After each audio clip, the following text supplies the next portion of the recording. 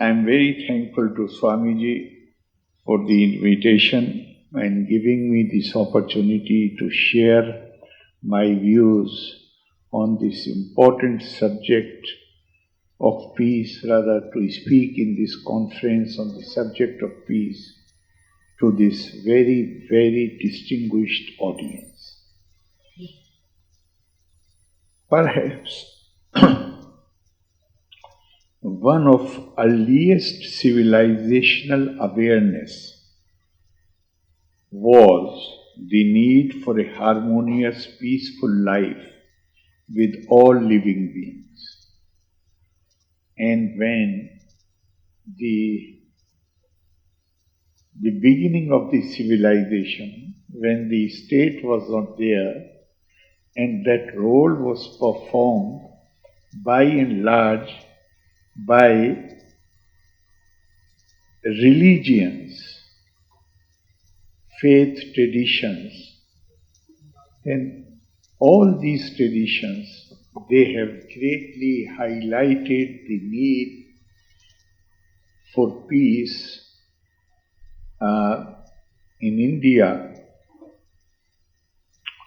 the Vedic sages, they invoked peace, Shanti. In many hymns, they chanted the verses invoking peace on earth, peace on vegetatives, peace on animals, and the human world. In every religious tradition, our esteemed Rabbi started with Shalom. In Islam also it is Salam Alaikum. I think both have the same meaning because they are Hebrew and Arabic. They have many borrowed words from each other. They also mean not only submission but also peace.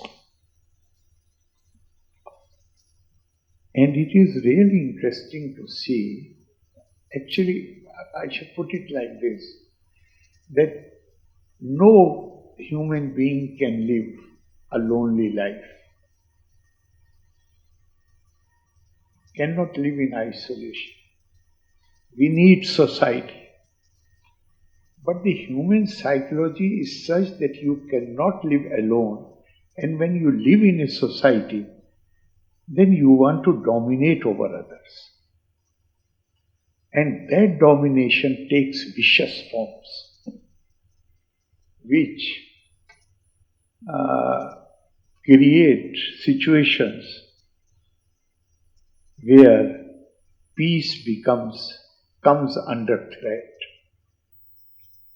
Swamiji has asked me to speak on, they have said justice brings, peace is born of justice. There cannot be any doubt about it. But a single story is always dangerous, not one factor alone. And it reminded me of a story in Mahabharata. Rather, the retelling of Mahabharata starts with that story. Parikshat,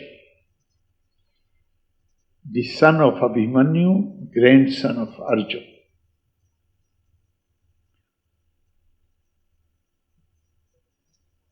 He locked himself in a secluded place and ordered, he was the king of Hastinapuri. And he gave the orders not to allow anybody, check everyone at the entry point. And he was totally nervous. To cut the story short, on the 7th day of this seclusion, he did not feel like eating, drinking. almost famished, and on the seventh day he bit into an apple. An insect came out, which turned into a snake, and it bit him. And before any help could reach, he died. His son Janmejaya was absolutely furious, and he ordered the priest of his kingdom to organize a yag. We call it here yajna. In north we say yag. So yajna, named Sarp Satra, which has the power to kill these snakes. The yajna started, and snakes were attracted to it by the power of the mantras, and they burnt in the fire of the yag. Then somebody shouted at Janmejaya. He said, "Stop this butchery. This is adharma." Janmejaya said, "Who are you? And why you are accusing me of adharma, unrighteousness?" Dharma is not religion. The real meaning is righteousness, righteous conduct rather, not righteousness, righteous conduct. So he said, "My name is Astik. I am also a Naga." He said, "I can understand, because you are a Naga, therefore you want to save your tribe. What I am doing for justice." Astik told him,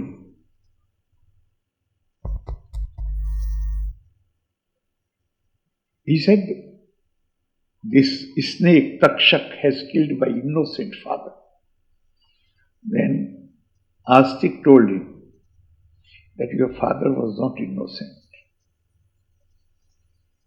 Few days back, he had gone on a hunt, and in the forest, when he felt very thirsty, he saw some ashram. He went there and asked the sage there for water, and he did not realize that the sage was in deep meditation.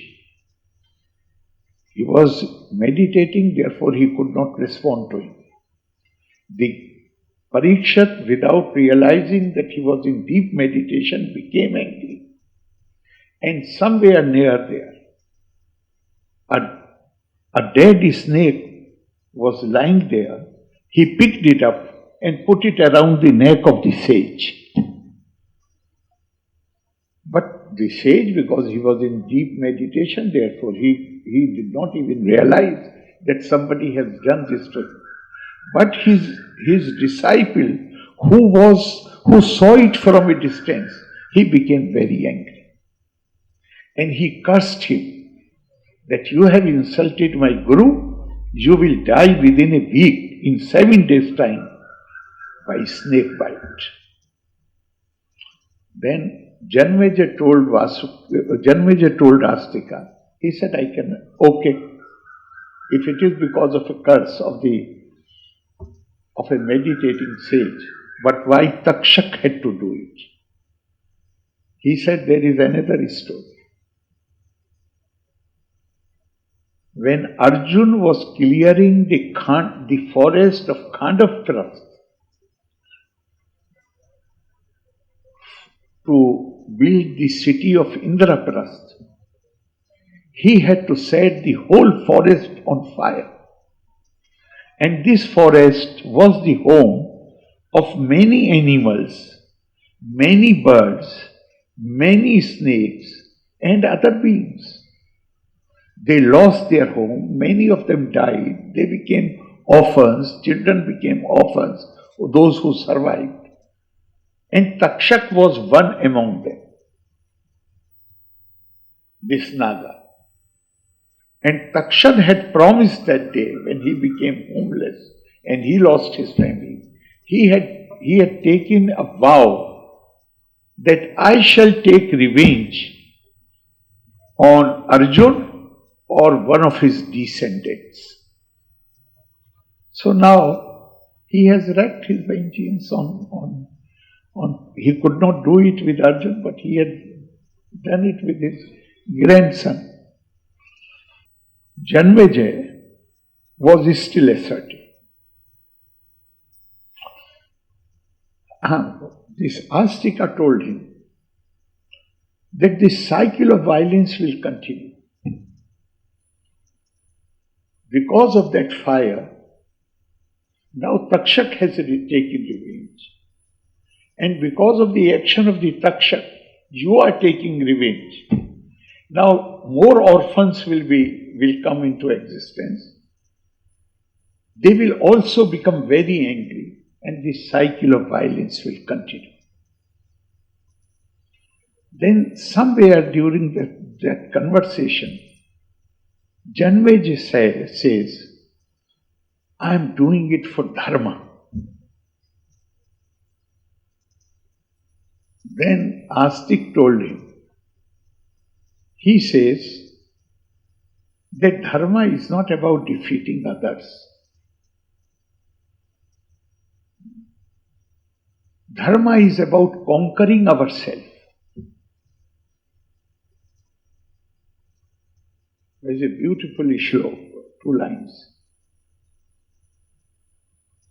Dharmasya vidhaya neko yeve prokta maharshi swam swam vijyanam ashritte tamas tesham parayanam. The learned scholars, they give various definitions of the dharma. But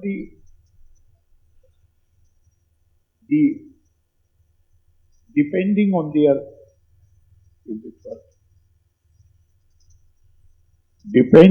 their knowledge and experience, they give.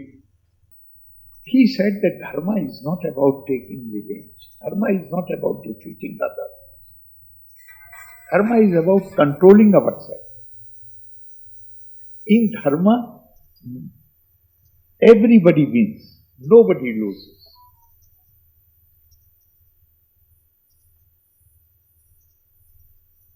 And finally, the words which I want to share with you of that Naga, which are very pregnant, are: dharma is not about justice. Dharma is about empathy and wisdom. Because who will decide what is justice? For Takshak, the justice was in killing Parikshat, taking revenge. For Janmejaya, justice consists in killing the Nagas who were responsible. One of them was responsible. So justice, it is very difficult to give up a concrete, justice is a very subjective thing. People may have different perspectives on the same incident, whether this party was just or that party was just. So he says that dharma is not about justice. Dharma is about empathy, compassion, and wisdom. Just now, Mr. who was reciting these Sanskrit shlokas here? Yeah. Adveshta sarva bhutanam. You were doing.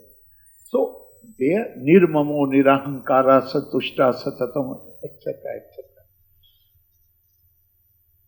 Maitra karuna.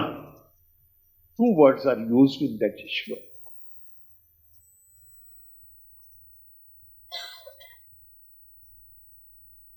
Now those who have written commentary, they say that Maitri is for those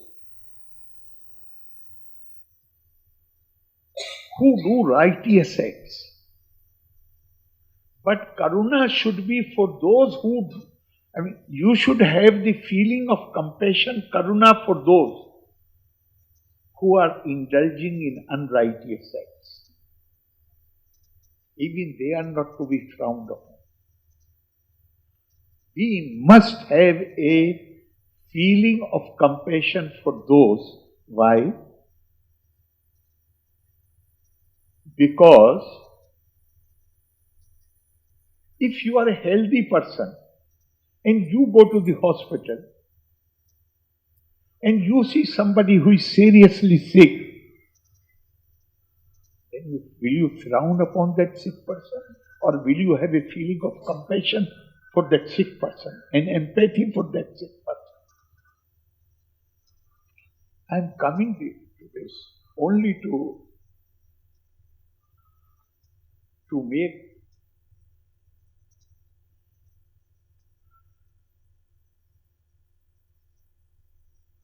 what can ensure peace. Justice definitely is very important, but justice alone, because definitions will differ, the interpretations will differ.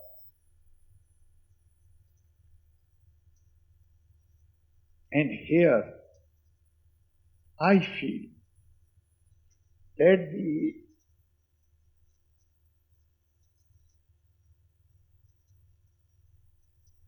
Indian civilization and culture, the manner in which it has been defined, can play a crucial role in ensuring peace only if we walk the talk. It does not remain on paper. We start following those basic premises of the defining features of this civilization. Indian civilization has not been defined by the color of his skin. It has not been defined by any variable or alienable characteristics like color of the skin, like language, like the faith tradition. God is only one, but we give several names to it. And we express our devotion in diverse ways.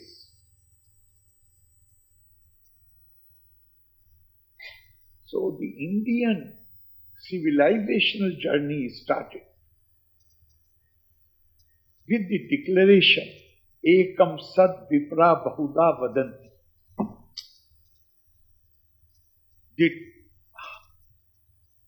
The Supreme Spirit is one, the truth is one, but those who try to realize and grasp that reality, they describe it variously.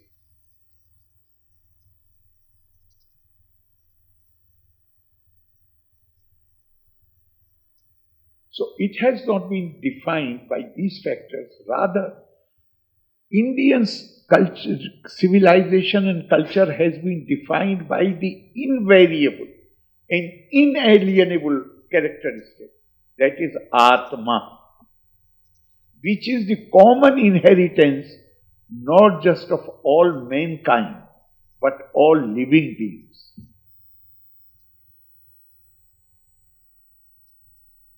And not just living beings. This culture does not allow you even to eat a rock, which is not a living being. Because there may be some Ahalya sleeping there. You might be. The Indian concept, the life which we are living, is only one life, one of many lives. And that is why, although many a times we say that Shankaracharya, Adi Shankar, at a time when India was politically fragmented, he, by touring the whole country and setting up 4 mats in various parts of the country, he made people aware of their unity. We must always remember that monuments of mind are more durable than monuments of power. It was not these buildings which created awareness. What Adi Shankara did, he took one Mahavakya from each of the 4 Vedas and gave that Mahavakya to all these 4 mats. Aham Brahmasmi, Tattvamasi, Prajnanam Brahma, Ayam Atma Brahma, indicating the same, the divinity of mankind.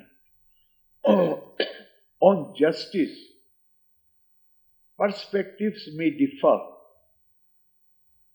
but if we internalize this lesson, that human beings are essentially divine in nature, the same divinity which in the form of Atma dwells in me, it dwells in you. Once I accept it and internalize this lesson, and I start seeing divine in you, is it possible for me to put my foot on your foot? But it all depends on whether, as I said earlier, if we are ready to walk the talk.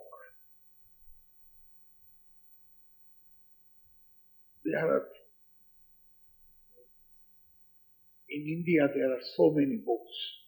I have already referred to. There are so many definitions and interpretations that even Dharmaraj Yudhishthir got confused. In the Shanti Parv, in Mahabharata, he asked Bhishma Pitama which one to accept. Numerous definitions. So I do not know whether the answer of Bhishma Pitama was satisfactory or not. But Vyas, who is the compiler of Indian wisdom, has given such a comprehensive answer. He said, Sarva Shastra Puraneshu Vyasasya Vachanam Durvam Parokarastu Punyai Papai Parpirnam. The essence of all, don't get disoriented by seeing so many books. The essence of all these books is, if you do good to others, then that is an act of merit. And if you hurt others, then that is a sin. There is a beautiful anecdote, Semitic anecdote. Rabbi Hillel was a contemporary of Lord Jesus Christ. A non-Jew came to him and said, Rabbi, I'm ready to embrace your religion, provided you stand up on one leg and recite the Torah to me. Rabbi Hillel got up. He did not say what nonsense you are talking. He got up. He stood on one leg, took the book in his hand, and said, do not do unto others what is hurtful to you. This man said, how can you finish the book in less than a minute? He said, this is the whole of Torah, the rest is commentary, go home and read it.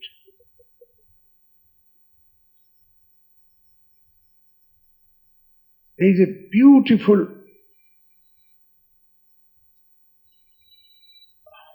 I think before that I should quote from, there's a beautiful, let me quote this only, beautiful prophetic narration in Islamic tradition. On the day of judgment, God will ask, I was thirsty and you did not give me water. Man will say, God, you are master of everything. How can you be thirsty? So and so had come to you, he was thirsty. If you had given water to him, you would have found me. Oh. Likewise, I was hungry, I was unwell, and you did not do anything for me. Again, man will say this thing, how can you be hungry? How can you be unwell? And God will give the same reply. So, what is the basic message? Try to see the divine in the creation of the Deho Devalaya Prokto Jivo Deva Sada Shiva. God is not somewhere up there.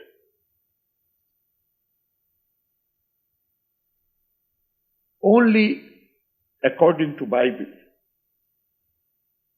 Only the word of God and the soul of man.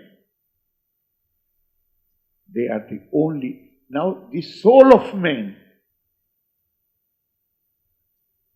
Atma, in fact, Adi Shankara, what he says? Brahm Satyam Jagat Mithya Jivo Brahmeva Napara.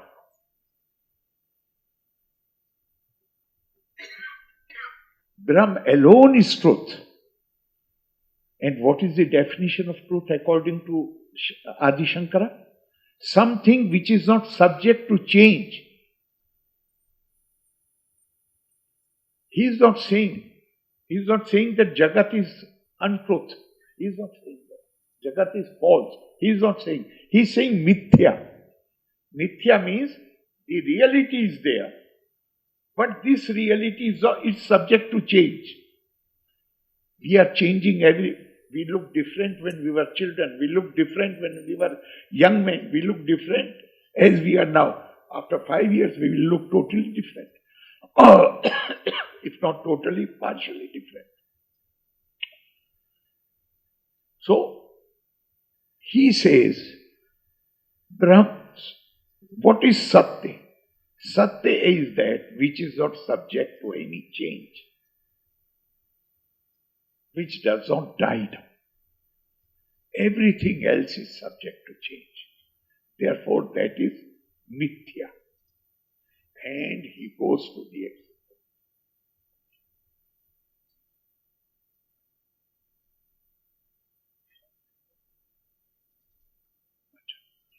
He goes to the extent of saying, Etavupadhi parajiva yotsayo samyang nirasena parona jiva Rajyam narendra se bhatate ketaka istayor pohe na bhatona raja. He says, all this difference between the Jivatma and the Paramatma is that of title and the regalia. And he gives this simile, beautiful simile. He says, like in a state, the ruler has a different title. He wears different costume. And the man who is standing at his gate or his ordinary soldier, he has a different title. And he wears a different dress. Remove the titles, remove this dress, make them wear the same thing. Make them stand together and all differences will disappear. Basically the purpose is, but then in the form of Atma, that Supreme Spirit in the form of Atma is lying buried under under the layers of ahem inside you. That is why Swami Vivekananda says that it is manifestation of divinity which already exists in you. But how to bring out this manifestation? The manifestation cannot come by merely reading the books. That knowledge is important. But more important is that discipline where the Gita says, Yo ma pashyati sarvatra sarvam cha mayi pashyati. Tasyaham na pirnashyami sacha me na pirnashyami. We all have eyes, but the man who really sees is one who sees me, which means the Supreme Spirit, the God in all beings and all beings in the God. The person who develops the capacity, yata bhuta pittak bhava, mekasthamanu pashyati. This state of diversity which we see before our eyes, it is nothing but extension of your own self. When tat eva cha vistaram brahma sampadyate tat. When you develop that capacity, and that is why again I would like to refer to Swami Vivekananda. When this question, somebody asks him, what is the purpose of life? He said, purpose of life is not pursuit of happiness. Because if it is naked happiness, and if I have more power than you, who will stop me from making you unhappy in order to secure more happiness for myself? So what is the purpose of life? He said, purpose of life, in order to get true happiness, you need to pursue knowledge, tapa, swadhyay, niriktam, ever devoted to the pursuit of knowledge. Because it is this knowledge which gives you the capacity, ability to see the underlying unity behind apparent diversity. Once you internalize that message, that all these people who are sitting here, even if they are two brothers or two sisters from the same parents, yet their facial features differ, their tastes differ, their orientations differ. So, once you have that ability to see the underlying unity behind the apparent diversity, that is the purpose of knowledge. And again it has been brought out so beautifully. Sarva bhuteshu yenekam bhavam aviyayam ikchate. One who is able to see sarva bhuteshu, in everyone. That's one. Avibhaktam vibhakteshu. Taj jnanam vidhi satvikam. The knowledge which gives you the capacity to see all in one and one in all. That knowledge alone is sattvic knowledge. Elsewhere, Gita says, Shraddhavan labte jnanam tatpara samyatendriya. Jnanam labdva param shanti. It is the knowledge which gives you the supreme peace.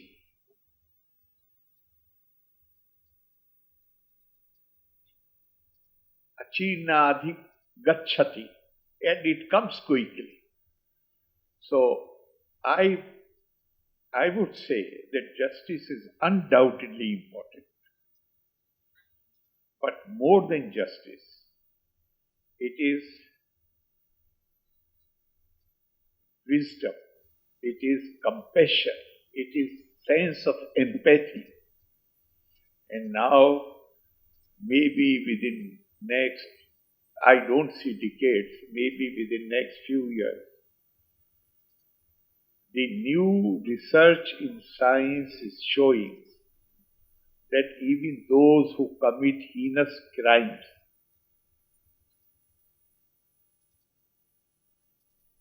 it's all interplay of hormones in the body of each person. So if somebody is born with some disability, do you punish him for the disability? If somebody is born, this disability we can see. But if somebody is born with hormonal disability, then instead of, you can't hate these people.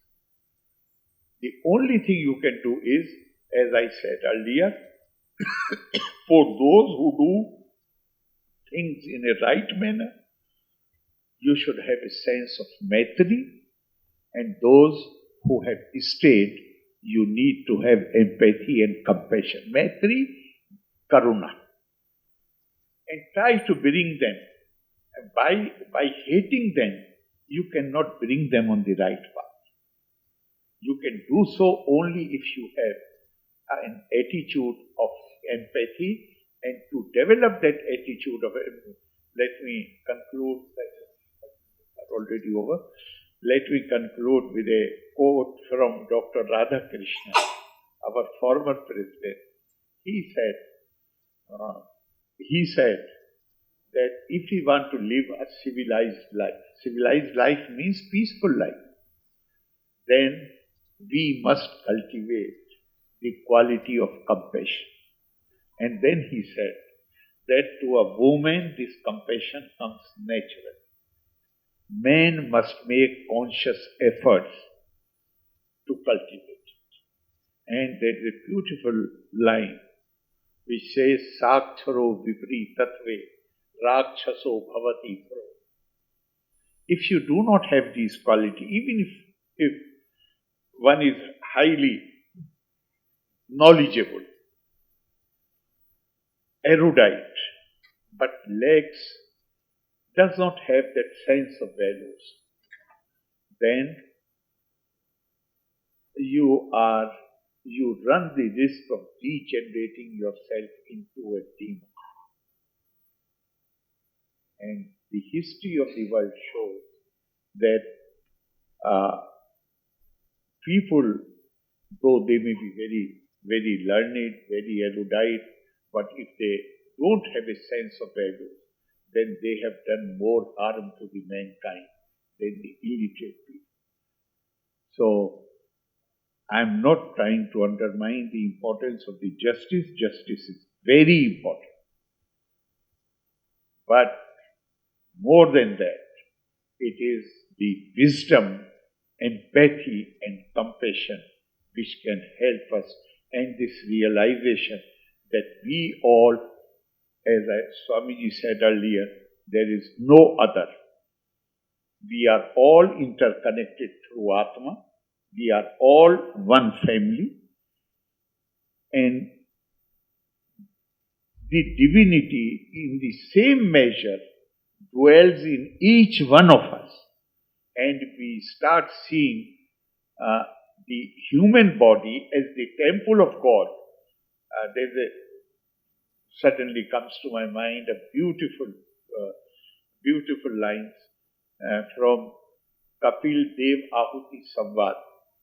Athmam sarveshu bhuteshu bhutatmanam kirtalayam archaye dan nanabhyam maitri abhine chakshusha.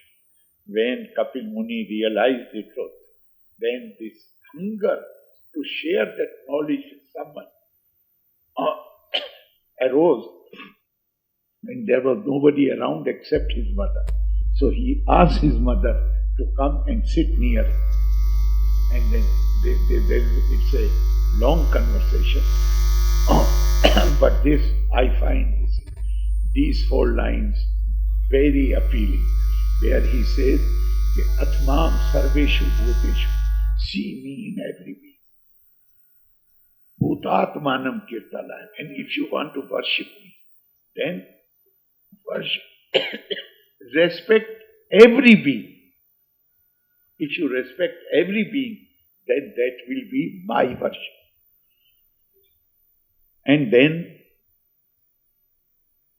whatever you can do to help those who are less endowed than you, and do it with a, not as if you are doing a favor to them, but a maitri abhinain chakshusha, with a feeling of friendliness and where you are not discriminatory at all. So I hope and pray that we will be we should be very optimistic and positive about this, although this scenario is very bleak. But there is a proverb which says that do not grieve that rose trees have thorns, but rejoice that thorny bushes, they bear roses. Thank you very much. Loka samasta sukhino bhavantu. Jai. Words, you held us spellbound for the past